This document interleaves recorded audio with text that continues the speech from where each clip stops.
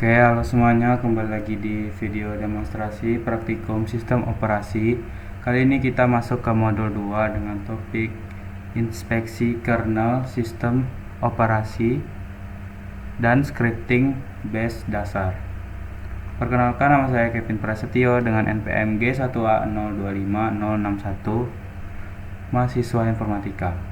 Pada praktikum ini kita akan memeriksa sistem berkas Maya yaitu /proc yang bertindak langsung sebagai antarmuka ke struktur data kernel Linux di memori RAM, serta melihat proses pertama di sistem atau PID1. Setelah itu kita akan membuat sebuah script bash otomatis untuk memonitor satu sumber daya sistem kita. Mari kita mulai. Pertama, kita jalankan perintah uname strip a untuk melihat informasi lengkap kernel Linux, mulai dari nama kernel, hostname, versi kernel, hingga arsitektur proses yang digunakan. Selanjutnya, kita membaca file maya _proc _cpu info yang digabungkan dengan grep dan head.2. Perintah ini mengambil spesifik mengenai model dan tipe prosesor CPU komputer kita langsung dari struktur data kernel. Kemudian, kita cek kapasitas RAM yang terpasang melalui berkas dengan cat proc meminfo grep memtotal.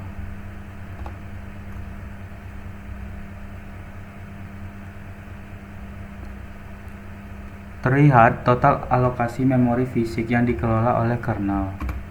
Lalu kita periksa program apa yang menjadi proses pertama PID1 di sistem Linux ini menggunakan ps-p1-o com sama dengan terlihat di sini adalah sistem atau init yang merupakan induk dari seluruh proses yang berjalan di user space. Sekarang kita beralih ke langkah kedua, yaitu membuat script otomasi monitoring sistem bernama sysinfo.sh menggunakan text editor Nano.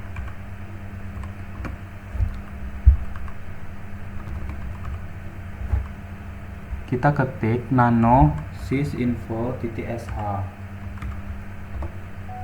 Di dalam file ini kita tuliskan struktur script bash. Baris pertama diawali dengan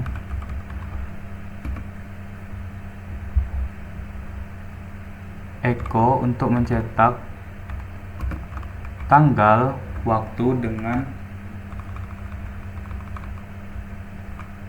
versi kernel dan arsitektur CPU.